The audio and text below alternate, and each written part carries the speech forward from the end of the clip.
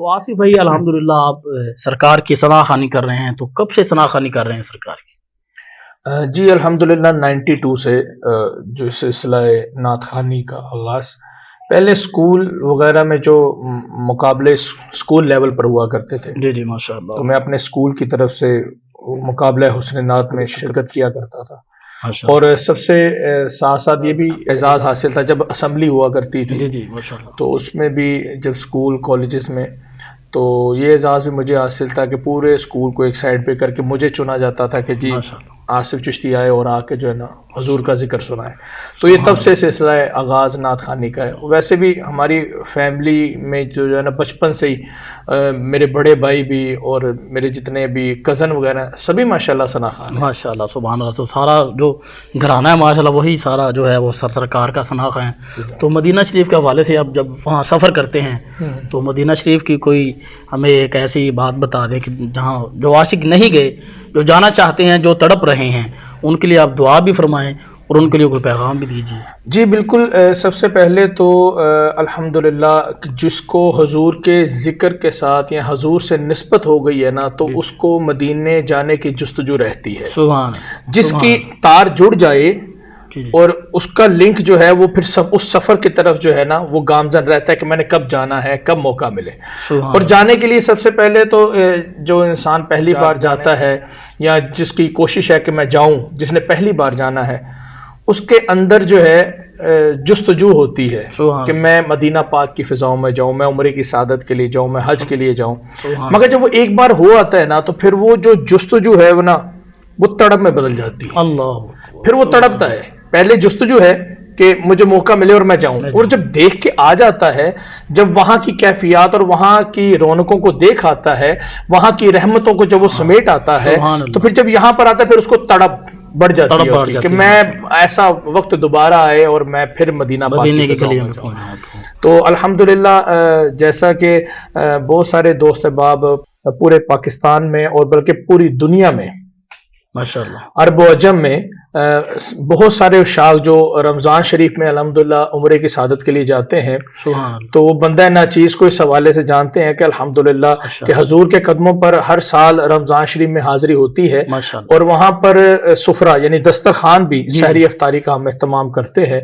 تو یہ کرم ہے میرے آقا کریم صلی اللہ علیہ وسلم. بے شک یہ سب تمہارا کرم ہے آقا کہ بات اب تک بنی ہوئی ہے ماشاءاللہ. تو مدینہ شریف کے حوالے سے ہمارے جو سامعین ہیں ان کی سماعتوں کی نظر ایک خوبصورت سا کلام میں ایک بڑا خوبصورت کلام ہے اقبال عظیم صاحب کا. جی جی ماشاءاللہ. اقبال عظیم صاحب کا بڑا خوبصورت کلام ہے. میں اس کے 2-3 اشعار پیش کرتا ہوں. اور اقبال عظیم صاحب آنکھوں سے نبینا تھے. جی جی بالکل ایسا ہی. اور مدینہ پاک دیکھنے کی جستجو جو تھی نا ان کی وہ بہت زیادہ تھی، وہ بہت زیادہ تھی. اور جب آپ نے لکھا نا کہ اب آنکھیں نہیں ہیں اور سرکار کی بارگاہ میں جا کے دیکھنا بھی ہے، تو لوگ آپ کو کہتے تھے کہ جی آنکھیں تو ہے نہیں، مدینہ پاک کیوں جانا ہے. یہ باتیں جو ہے نا کچھ لوگ تنزیہ بھی کرتے تے، کچھ شوق بھی رکھتے تھے کہ کچھ سننے کو ملے گا کیونکہ حضور کے عاشق تھے.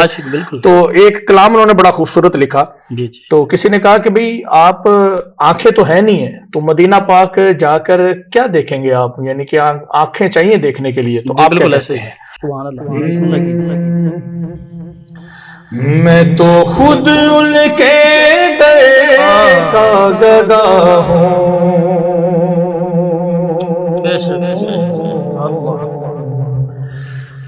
اپنے آقا کو میں نظر کیا دوں. اب تو آنکھوں میں بھی کچھ نہیں ہے،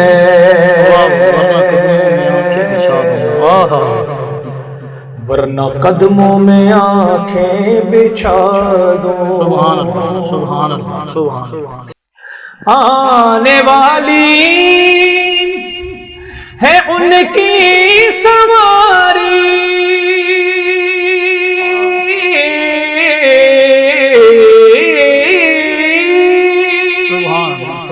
پھول نعتوں کے گھر گھر سجا دو، پھول نعتوں کے گھر گھر سجا دو.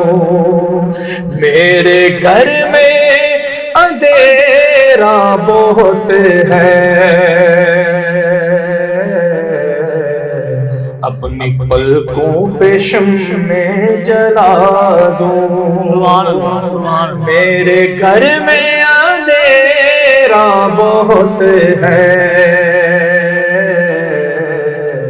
اپنی پلکوں پہ شمع جلا دوں۔ اور آپ آنکھوں سے نبینا تھے، لوگ آپ سے دور بھاگتے تھے کہ کچھ لوگ دور بھاگتے تھے یہ کہہ کر کہ یہ دیوانہ ہے، پاگل ہے، آنکھیں تو ہے نہیں، دیکھنے کی باتیں کرتا ہے۔ تو آپ نے کیا لکھا؟ توجہ جی بسم اللہ۔ بے نگاہی پہ میری نہ جائے،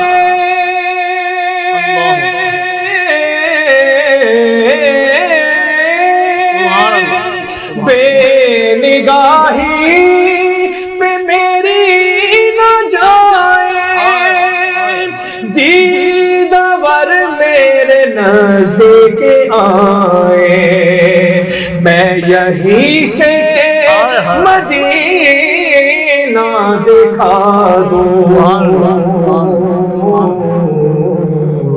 دیکھنے کا سلیقہ سکھا دوں، میں یہیں سے مدینہ دکھا دوں،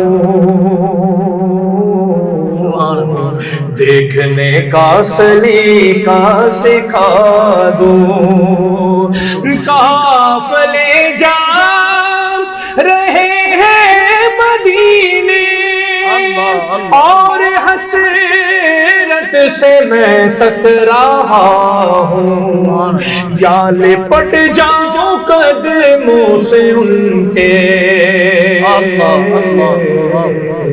یا قضا کو میں اپنی صدا دوں، یا لپٹ جاؤں قدموں سے ان کے،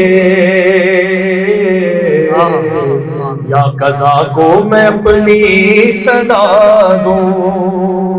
اور آپ جب مدینہ پاک پہنچ گئے، آپ گئے، یہ نہیں کہ نہیں جا سکے، آپ جب مدینہ پاک پہنچے، آنکھوں سے تو نبینا تھے، مگر جب مدینہ پاک پہنچے تو آپ کے چاہنے والے جو آپ کے ساتھ تھے ان میں سے کسی ایک نے روضہ رسول کے قریب کھڑے ہو کر کہا، اقبال کیا دیکھتے ہو، کیا دیکھ رہے ہو، کچھ نظر آ رہا ہے؟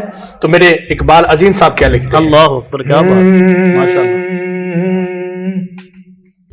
میں تو خود ان کے در کا گدا ہوں، اپنے آقا کو میں نظر کیا دوں، روضہ پاک پیش نظر ہے،